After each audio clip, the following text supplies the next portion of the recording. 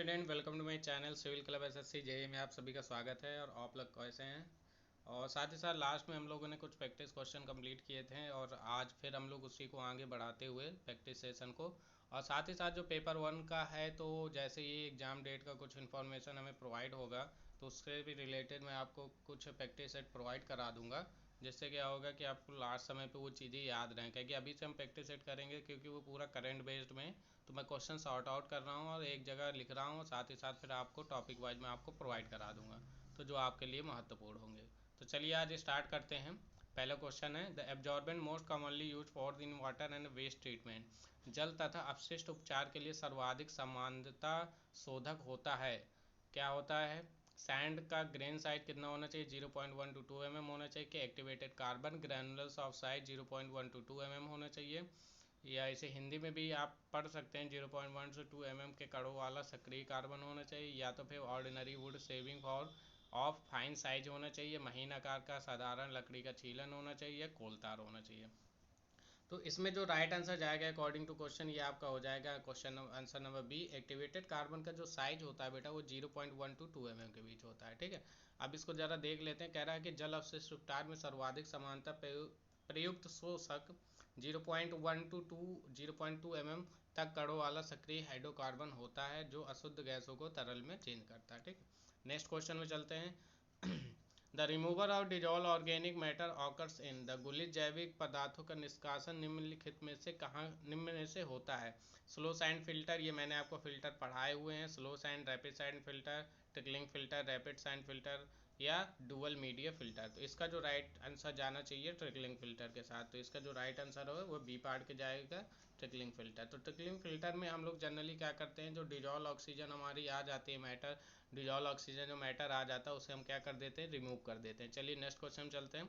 ये इसका सोल्यूशन दिया, आप चाहे तो आराम से इसे पढ़ सकते हैं बिना किसी प्रॉब्लम के। इसमें हिंदी में बहुत ही अच्छे से दिया गया है। ठीक है, क्वेश्चन नंबर नेक्स्ट।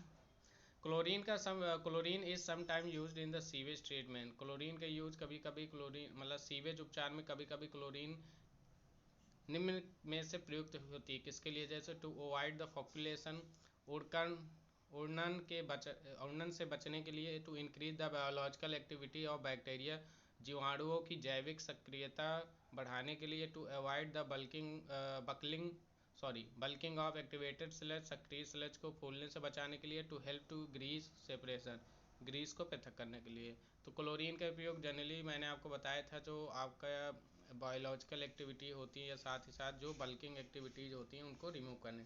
तो इसका जो राइट आंसर जाएगा आंसर नंबर सी, मतलब to avoid the bulking of activated sludge. ठीक है, तो सक्रिय स्लज को फूलने से बचाने के लिए यूज होता है। ये यहाँ पे एक्सप्लेनेशन दी है, आप यहाँ पे पढ़ सकते हैं एक्सप्लेनेशन को आराम से बिना किसी प्रॉब्लम के। जहाँ पे एक्सप्लेनेशन में कुछ इंपॉर्टेंट चीज़ें होंगी वो बताऊंगा, अदरवाइज आप पढ़ लीजिएगा।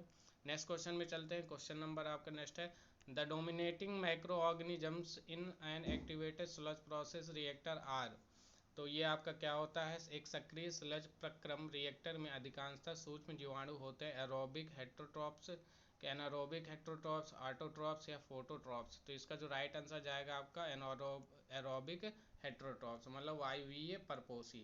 तो वायवीय परपोषी जो होते हैं बेटा आपके, वही आपके क्या होते हैं, एक सक्रिय स्लज प्रक्रम रिएक्टर में अधिकांशतः सूक्ष्म जीवाणु होते हैं।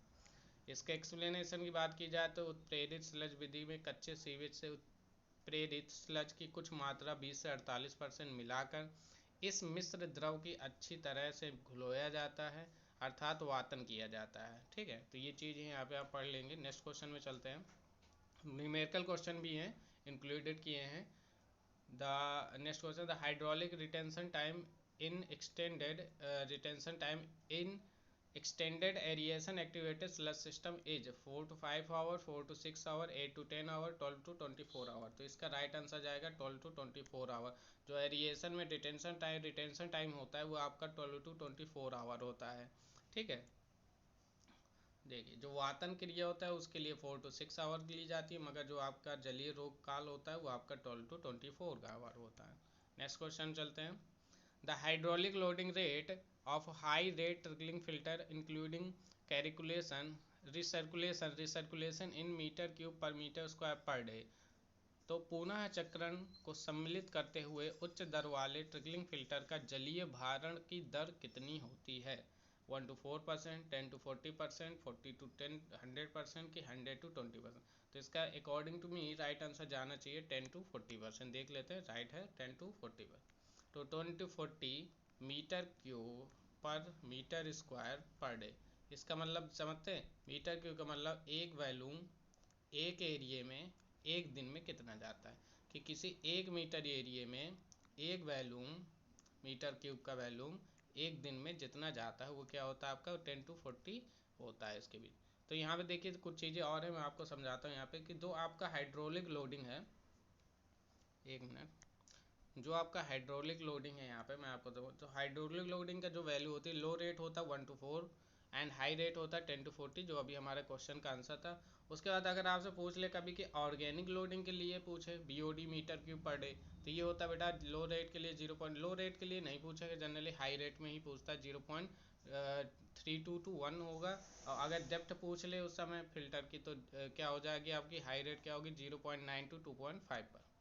नेक्स्ट क्वेश्चन में चलते हैं, which of the following unit works in anaerobic condition? निम्नलिखित में से कौन सी इकाई अवायुजीवी दशाओं में कार्य करती है? Sludge digestion tank, sedimentation tank, activated sludge treatment या आपका ट्रिकलिंग फिल्टर? तो इसका जो राइट आंसर होना चाहिए क्या होना चाहिए? यूनिट वर्क में एनारोबिक कंडीशन, किस कंडीशन की बात की कर रहा है? अवायुजीवी दशाओं में, तो ये आपका होता है स्लज डाइजेशन टैंक।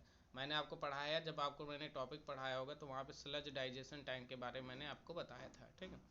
उसके बाद यहाँ पे देखिए एक एक्सप्लेनेशन है, मैं आपको समझा। प्राथमिक और अंतिम अवसादन टैंकों में सेप्टिक टैंकों और इमहॉप टैंकों से बाहर आने वाली स्लज के पूर्ण पाचन और उपचार के लिए स्लज पाचन टैंक का डाइजेस्टर बनाया जाता है, जो एनारोबिक दशाओं में कार्य करता है। इस टैंक में उचित तापक्रम पर पीएच मान और एनारोबिक बैक्टीरिया द्वारा स्लज का अपघटन किया जाता है, ठीक है। तो राजस्थान PSC में आ भी चुका है। नेक्स्ट क्वेश्चन की ओर चलते हैं।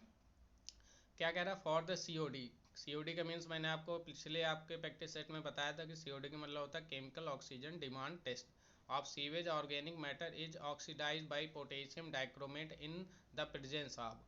तो इन द प्रेजेंस ऑफ तो क्या होगा? सल्फ्यूरिक एसिड देगा, नाइट्रिक एसिड देगा, हाइड्रोक्लोरिक एसिड देगा कि एस्टिक एसिड देगा?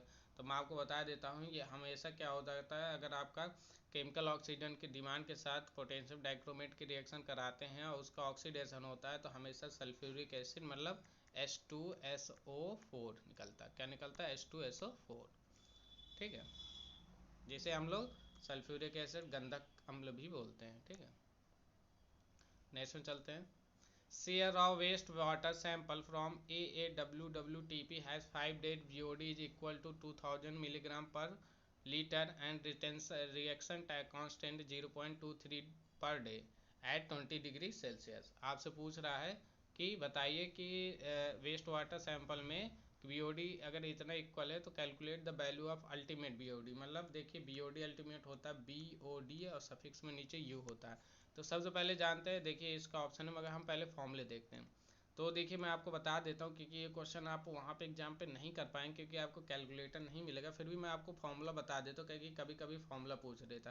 तो 5 दिन की जो BOD का फॉर्मूला होता है वो होता है BOD अल्टीमेट बराबर BOD इंटू 1 माइनस E की power minus K into T होता है, ठीक है। यहाँ पे वैल्यू रख दी सिंपल सी, K की वैल्यू रख दी आपकी 0.23, 5 डेज के लिए निकालते हैं तो 5 रख दिया वैल्यू। L की जगह आपका अल्टीमेट BOD मतलब नॉर्मल BOD 2000 है और आपने अल्टीमेट BOD की वैल्यू निकाल ली, तो यहाँ से ये आपका आंसर आ गया। तो मोस्टली आपके लिए इंपॉर्टेंट हो जाता है फॉर्मूला की वैल्यू याद रखिएगा। आगे इस तरह के और भी क्वेश्चन है, मैं वो क्वेश्चन बता दूँगा जो आपके एग्जाम में पूछे जाएंगे, उन्हें मैं आपको बताता चल रहा हूँ। और जैसे ऊपर वाला क्वेश्चन तो उसमें आपको फॉर्मूला बस याद रखना। चलिए नेक्स्ट क्वेश्चन की ओर चलते हैं। ये क्वेश्चन आपका आया हुआ है UPA PSC civil engineering A के एग्जाम में।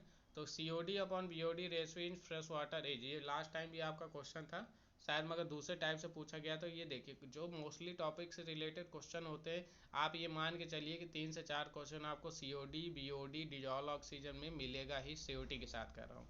तो इसकी जो वैल्यू होती है वो आपकी मोर देन 1 होती है, हमेशा क्या होती है मोर देन 1 या मोर देन 2 हो जाती है। तो अल्टीमेट BOD की वैल्यू जो होती है, जो COD अपॉन BOD होता है, देखो एक ग्रेटर देन आपका 1 भी होता है और ग्रेटर देन 2 भी होता है, ठीक है। पहले जो होता है मैं आपको बता देता हूँ, COD अपॉन BOD की जो स्टार्टिंग में वैल्यू होती है वो ग्रेटर देन 1 होती है, मगर कुछ समय बाद वो ग्रेटर देन 2 में हो जाता है, कहे कि तब वो क्या हो जाता है, आपका बेसिक हो जाता है। मैंने आपको लास्ट लेक्चर में बताया था कि फ्रेश वाटर जब होगा तो उस समय वो उसका उसका जो कलर होगा वो क्या होगा, ग्रे कलर का होगा, ठीक है।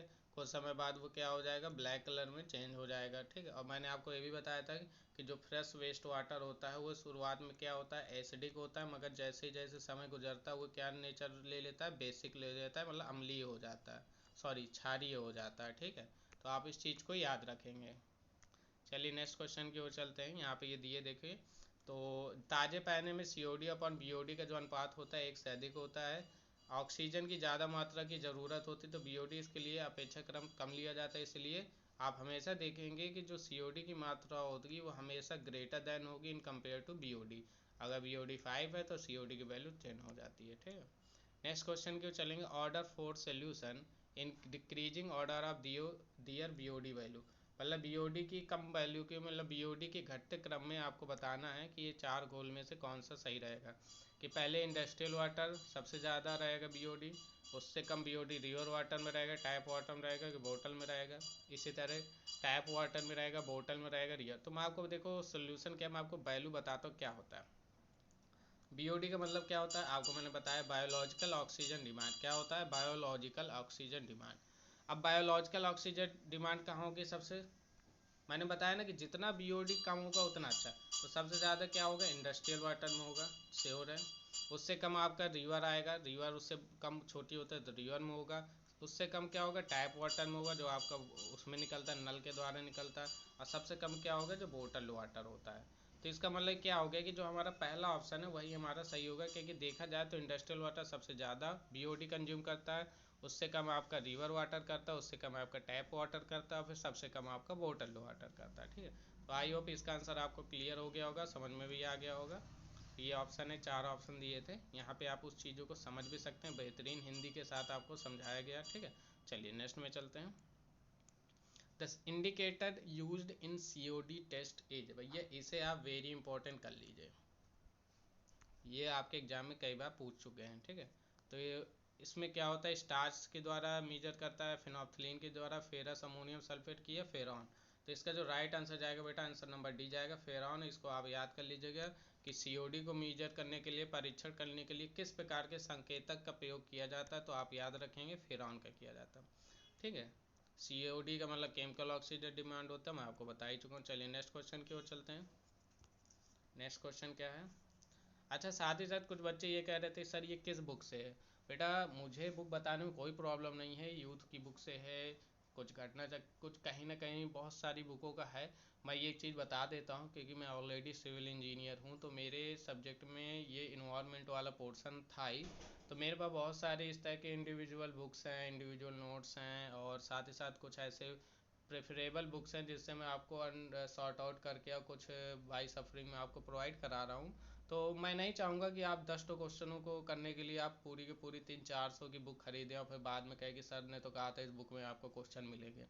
मैं ये कह सकता हूँ क्वेश्चन मिलेंगे, मैं कहा कोई ज़रूरी नहीं कि आपको पूरे टॉपिक के ही क्वेश्चन उसमें प्रोवाइड हो सकते हैं। हो सकता है ट्रीटमेंट वाले ही क्वेश्चन मिले, बाकी सब ना मिले। सॉलिड लिक्विड वेस्ट मैनेजमेंट से नहीं मिलेगा तो फिर आप क्या करेंगे, क्योंकि आपके इंजीनियरिंग में आपको अच्छे से पता है कि जो डिजाइनिंग वाला इन्वायरमेंट है फर्स्ट सेकंड वो आपको कराया जाता है। आपका सॉलिड वेस्ट और लिक्विड वेस्ट मैनेजमेंट और बाद में जो उसके फाइनेंशियल इशू वगैरह होते हैं, जो एप्लीकेशन होते हैं, वो सब नहीं कराया जाता। तो मेरे ख्याल से जो उचित यही होगा कि आप वीडियो देखते जाइए, उसके बाद जो मैं 1-2 दिन बाद PDF प्रोवाइड करता हूँ, PDF को एक बार रिवाइज कर लीजिए और इसी अनुसार आप उसको कंटिन्यू रख लीजिए। आप 10 क्वेश्चन 20 क्वेश्चन के लिए आपको अगर बुक खरीदना पड़े तो फिर वो मेरे लिए तो बेकार होगा, बट आप खरीदना चाहते हैं तो खरीद सकते हैं, ठीक है। चलिए, the bacteria which may be survive with और without of oxygen are called, बिना ऑक्सीजन या ऑक्सीजन के साथ जीवाणु जो आपके क्या रहते हैं, जीवित रहते हैं, उन्हें क्या कहते हैं, anaerobic bacteria, aerobic bacteria, facultative bacteria, या अब देखिए आपने पढ़ा एरोबिक में ऑक्सीजन चाहिए तो एरोबिक बैक्टीरिया, एनारोबिक में नॉन ऑक्सीजन वाले होते हैं तो नॉन एरोबिक। तो फैकल्टेटिव ऐसे बैक्टीरिया होते हैं जिन्हें या तो एरोबिक की कंडीशन में रखो चाहे नॉन एरोबिक, दोनों ही कंडीशन में क्या रहते हैं, जीवित रहते हैं, ठीक है। जिन्हें हम हिंदी में बोलते हैं मृत भक्षी। अब देखो मृत भक्षी कैसे होते हैं, जो जीवाणु ऑक्सीजन या बिना ऑक्सीजन की उपस्थिति में जीवित रह सकते हैं उन्हें मृत भक्षी जीवाणु कहते हैं। ठीक है, वायुजीवी और अवायुजीवी मैं आपको बता ही चुका हूँ। चलिए आ गया आपका क्वेश्चन, चलिए अब क्वेश्चन को पढ़ते हैं फिर करते हैं। An anaerobic reactor operated at 35 degrees Celsius treats the wastewater with a flow of 200 meter cube per day and the biological solution COD the concentration of 500 gram per meter cube full stop. At the at 90% of COD removal and biomass synthesis yield of 0.04 gram volatile suspended solid per gram. BS COD used to calculate the amount of COD consumed in kg per day. Hindi में भी दिए है कि अवायवीय reactor में 35 degree तापमान पर 200 घन मीटर क्यूब पर डे के प्रवाह से जैविक घुलनशील COD BOC दिया गया है और 90%, ये आप पढ़ लेंगे, हिंदी से भी है। उस चीज़ को मैं आपको बताता हूँ, इसको सॉल्व कैसे करेंगे। ये क्वेश्चन में वैल्यू दिए हैं, देखिए 90-20। तो आपको एक फॉर्मूला याद रखना है, मैं आपको बताता हूँ। फॉर्मूला क्या है कि जैसे आपको अच्छे से अगर याद हो तो जब आप लोगों ने इंटर किया होगा तो इंटर में मोल वाले क्वेश्चन आए होंगे। अगर आपने केमिस्ट्री लिया होगा, ठीक है, देखो केमिस्ट्री दोनों साइड में रहता है, चाहे आप साइंस साइड हो चाहे आप लोग बायो साइड से, इन दोनों में आपको केमिस्ट्री रहती है। तो केमिस्ट्री पर मोल के हिसाब से जो वैल्यू निकालनी पड़ती है उसी टाइप का है कि देखिए आपको जो प्रवाह दे रहा था, डिस्चार्ज दे रहा था, वो 200 मीटर क्यूब पर डे दे रहा था।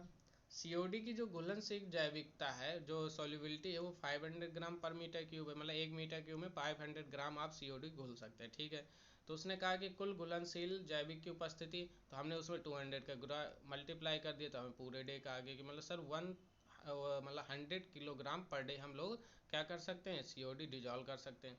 अब कह रहा है उसमें से 90% COD को हटा दिया गया, तो हमने 100 kg का 90% निकाल लिया, कितना आ गया 90 kg, मतलब 90 kg पर डे हम लोग क्या कर रहे हैं, उस COD को हटा पा रहे हैं, मतलब कितना 90 kg। तो इसका जो राइट आंसर हो जाएगा क्या हो जाएगा, यहाँ पे बहुत ही सिंपल सा हो जाएगा, COD की मात्रा 90 kg पर डे। चलिए नेक्स्ट क्वेश्चन में चलते हैं। नेक्स्ट क्वेश्चन है आपका, calculate the number of moles of oxygen required to reacting 1 mole of the ammonia and convert into the nitrate ion. ये क्वेश्चन मैं पिछले प्रैक्टिस सेट में करा चुका हूँ, ये आप लोग सेल्फ से भी कर सकते हैं।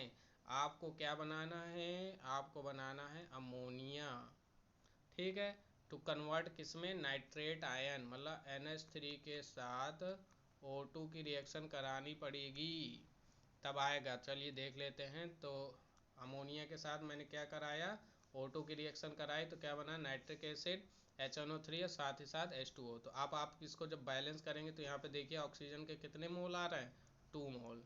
तो यहाँ पे जो आंसर हो जाएगा वहाँ पे क्या हो जाएगा, 2 मोल। कह के हमसे पूछ रहा है कितने मोल ऑक्सीजन की आवश्यकता पड़ेगी, तो यहाँ कितने मोल ऑक्सीजन की आवश्यकता पड़ी, 2 मोल। ठीक है, तो ये चीज़ आप लोग याद रखेंगे। नेक्स्ट क्वेश्चन चलते हैं। For discharging sewage and the industrial effluent into stream 5-day BOD at 20 degree Celsius are not exceed. कह रहा है सीवेज निष्कासन और औद्योगिक बहाव धाराओं के लिए 20 डिग्री सेल्सियस पर 5 दिन की BOD नहीं बढ़नी चाहिए, कितने से नहीं बढ़नी चाहिए। तो देखिए इसका जो टेबल है आप लोग याद रखेंगे। देखिए मैं आपको यहाँ बताता हूँ कि जो 5 डेज की BOD है डोमेस्टिक सीवेज के लिए 20 मिलीग्राम पर लीटर से ज़्यादा नहीं होनी चाहिए। उसके बाद आपका जो, एक मिनट थोड़ा नीचे करने दीजिए, तो आपका जो इंडस्ट्रियल सरफेस स्टीम वाटर उसका 30 मिलीग्राम पर लीटर से ज़्यादा नहीं होना चाहिए BOD। पब्लिक सीवर में आपका 500 ग्राम मिलीलीटर से ज़्यादा नहीं होना चाहिए। उसके बाद pH में देखा जाए तो 5.5 to 9 होना चाहिए, और इसका 5.9, तो ये ज़्यादा इंपॉर्टेंट नहीं है। BOD 5 डेज और सस्पेंडेड सॉलिड कितना होना चाहिए, डोमेस्टिक के लिए आपका 30 मिलीग्राम पर लीटर होना चाहिए, industrial surface water live stream के लिए 100 मिलीग्राम पर लीटर होना चाहिए, और पब्लिक सीवर के लिए 600 मिलीग्राम पर लीटर होना चाहिए। तो आपसे किसका पूछा गया था, आपसे पूछा गया था, किसका पूछा गया था, इंडस्ट्रियल इफ्लुएंट इनटू स्ट्रीम, तो स्ट्रीम बीच वाला क्या पूछा था, BOD। तो इसका जो राइट आंसर हो जाएगा 30 मिलीग्राम पर लीटर। तो हो सकता है आपसे अभी पूछा हुआ 30 मिलीग्राम और इसमें इस तरह चेंज कर दें, इंडस्ट्री से फ्लिंट में आपसे पूछ के लिए डिस्चार्जिंग सीवेज की जगह आपसे BOD की जगह, यहाँ पे वैल्यू की जगह आपसे सस्पेंडेड सॉलिड पूछ ले, तो सस्पेंडेड सॉलिड पूछेगा तो फिर आंसर क्या हो जाएगा आपका, यहीं पे आंसर क्या हो जाएगा आपका 100 मिलीग्राम पर लीटर। तो इस टेबल को आप लोग याद कर लेंगे, बिल्कुल स्टार करके लिख दे रहा हूँ, इस टेबल को आप लोग लिख लीजिएगा कॉपी में और लर्न कर लीजिएगा। नेक्स्ट में चलते हैं। The 5-day BOD of 20 degrees Celsius of sewage is 160 ppm. If the deoxygenation constant is 0.2 per day, the ultimate BOD will be. The sewage is 20 degree Celsius पर 5 दिन की BOD 160 ppm पार्ट्स पर million. यदि डिऑक्सीडेशन स्थिरांक 0 point मतलब के की value दे रखी है, the find the BOD of कितना होगा. तो देखिए बेटा, इसमें मैं आपको फॉर्मूला बता देता हूँ, इसको याद रखिएगा. ये 5 डेज BOD और अल्टीमेट BOD के बीच रिलेशन. अगर आपकी वैल्यू दी है इतनी, अगर आपकी वैल्यू क्या दी है याद रखिएगा, अगर के की वैल्यू आपके दी है 0.2, ठीक है, पर डे, तो आप इस पर डायरेक्ट याद रखेंगे कि BOD of 5 days equal to 0.68 BOD of ultimate BOD होती. तो हमें चाहिए थी अल्टीमेट BOD, तो 5 डेज BOD की वैल्यू क्या दी थी 160 ppm डिवाइडेड बाय 0.68. हमने डिवाइड किया तो हमारे पास वैल्यू क्या आ गया 235 ppm. ठीक है, तो 235 या 234 जो भी मिलीग्राम पर लीटर. ठीक है, तो ये वैल्यू आपके, तो इसमें कौन सा आंसर हो गया डी पार्ट आपका क्या हो गया, राइट हो गया. इस तरह के छोटे छोटे क्वेश्चन हो सकता है आपसे पूछ सकता है, बिल्कुल पूछ सकता है, कोई प्रॉब्लम. अगले क्वेश्चन की ओर चलते हैं. For satisfactory working of sludge digestion tank the pH range of digested sludge should be maintain as. Sludge पाचन टैंक में कार्यकारी संतुष्टि के लिए पाचित स्लज का पीएच परास कितना होता है. 4.5 से 6 होता है, 6 to 8 होता है, 8.5 to 10 होता है कि 10 to 20 होता है. तो इसका जो राइट आंसर जाएगा बेटा, आंसर नंबर बी के साथ जाएगा, 6.0 to 8.0 होता है. ठीक है. अच्छा, नेक्स्ट प्रैक्टिस में मैं आपको बता दे रहा हूँ कि जितनी भी प्रैक्टिस सॉलिड और लिक्विड वेस्ट मैनेजमेंट में मैंने जितने भी क्वेश्चन आपको थ्योरेटिकल कराए ना, उससे बाहर नहीं आएगा क्वेश्चन. मैंने काफ़ी क्वेश्चन आपको हर टॉपिक वाइज भी कराया है, तो उनको आप एक जगह कलेक्ट कर लीजिए, उसको रिवीजन करिए, क्योंकि सॉलिड और लिक्विड वेस्ट मैनेजमेंट आपका पूरा का पूरा थ्योरेटिकल बेस्ड है. और जो इंजीनियरिंग वाले टॉपिक है वो मैं अभी करा रहा हूँ, उसकी प्रैक्टिस मैं उसके भी आगे प्रैक्टिस कराऊंगा, मगर उन्हीं क्वेश्चनों को कराऊंगा और साथ ही साथ कुछ और क्वेश्चन ऐड कर दूंगा, तो तब तक आप पुराने क्वेश्चनों को लर्न कर लीजिए. ठीक है, तो इसका है आपका 6 to 8 हो जाएगा. चलिए नेक्स्ट क्वेश्चन, ये है आपका इंपॉर्टेंट क्वेश्चन है, वेरी इंपॉर्टेंट क्वेश्चन है. देखिए क्या कह रहा है, the true relation between theoretical oxygen demand TOD, biological oxygen demand BOD और केमिकल ऑक्सीजन डिमांड COD. सैद्धांतिक ऑक्सीजन मांग, जैव ऑक्सीजन मांग और रासायनिक ऑक्सीजन मांग का रिलेशन क्या होता है. तो इसका जो राइट आंसर होता है वो होता है आपका बी पार्ट. मैंने इसको याद किया था TCB से याद किया, टी से याद किया था थ्योरेटिकल ऑक्सीजन डिमांड, उसके बाद आता है केमिकल ऑक्सीजन डिमांड, उसके बाद आता है आपका बायोलॉजिकल ऑक्सीजन डिमांड. मतलब सबसे ज़्यादा थ्योरेटिकल ऑक्सीजन डिमांड की होती है, उसके कम होता है COD और उससे कम होता है BOD. ठीक है, तो इस तरह आप याद रखेंगे बी ऑप्शन. ठीक है, ये इसका सोल्यूशन दिए हैं, आप चाहें तो इसे पढ़ सकते हैं आराम से. नेक्स्ट क्वेश्चन की ओर चलते हैं. Question number 9, the waste water sample 2 millilitre is made of 300 millilitre. The BOD of बोतल with distilled water initial dissolve oxygen of sample 8. इसे भी आप बेटा स्टार कर लेंगे, इसमें भी एक फॉर्मूला आपको मैं अभी बताने वाला हूँ. तो 8 milligram after 5 days if is 2, कह रहा 5 दिन बाद कितना हो जाता है, 2 हो जाता है. मतलब 5 दिन डिजॉल्व ऑक्सीजन स्टार्टिंग में कितना था 8 और 5 दिन बाद क्या हो जाता है 2. तो कह रहा है so it's BOD in milligram per litre बताइए. अगर 2 मिलीग्राम ऑफ सैंपल में 300 ग्राम मिलीग्राम ऑफ बोतल BOD आ सकती है. हिंदी में पढ़ लेते हैं. एक दूषित जल नमूने में एक दूषित जल नमूना 2 मिलीग्राम को आशुद्ध जल से 300 मिलीग्राम तक बनाया गया. आरंभिक में नमूने का जो डिजॉल्व ऑक्सीजन 8 था और 5 दिन बाद 2 हो गए, इसलिए BOD का मिलीग्राम पर लीटर में वैल्यू बताइए.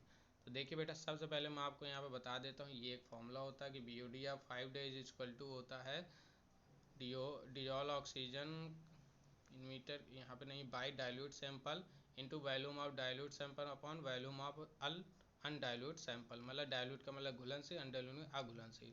इसी को हम शॉर्ट में लिख देते हैं. ये यहाँ पे ये चीज़ आप लोग याद कर लीजिए इस तरह कि 5 days BOD equal to dissolve oxygen of initial minus dissolve oxygen of 5 days minus into क्या हो जाता है, जो आपका पूरा ml में वैल्यू दिए होता है बाई 2 हो जाता है. ठीक है, तो यहाँ पे आपका देखिए 8 था स्टार्टिंग में दिए था, फिर 2 हो गया तो 2 कर दिया 300. हमें देखिए यहाँ पे वैल्यू दी थी 2 ml की, अप टू कहाँ तक जाती है 300. तो मैं आपको बता देता हूँ ये क्या है. यहाँ पे देखिए ये जो आपका वेट वाला है पोर्शन, यहाँ पे मैं आपको समझा देता हूँ. ये चीज़ जो वैल्यू दी होगी, जैसे 2 ml में 300 क्या हुआ, ml BOD हुआ। तो 1 ml की वैल्यू यहाँ पे लिखनी होती है, तो क्या किया, 300 डिवाइडेड बाई 2 किया, ठीक है। तो यहाँ पे वैल्यू आपकी क्या हो गई, डिवाइडेड, तो 2 से डिवाइडेड किया, क्या आ गया 150, ठीक है। तो यहाँ पे आपको क्या रख देना 150। तो आप लोग याद रखेंगे 1 मिलीलीटर का आपकी वैल्यू यहाँ पे क्या हो जाएगी 150। तो इस अनुसार आप निकाल सकते हैं। ये आपका हो गया 900 मिलीलीटर पर ग्राम, ठीक है। ठीक, तो यहाँ पे आप लिखेंगे डाइल्यूट सैंपल, देखिए dissolve oxygen consume by dilute sample.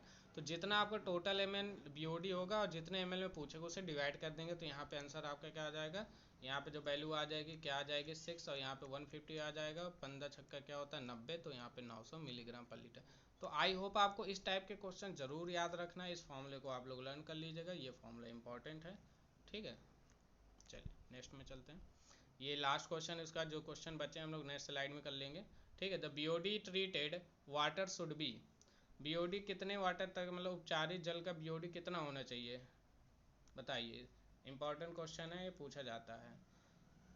उपचारित जल का जो BOD क्या 10 ppm हो चाहिए, 20 ppm हो चाहिए, 30 ppm हो चाहिए, 0। तो इसका जो राइट आंसर होगा कितना होगा, 0।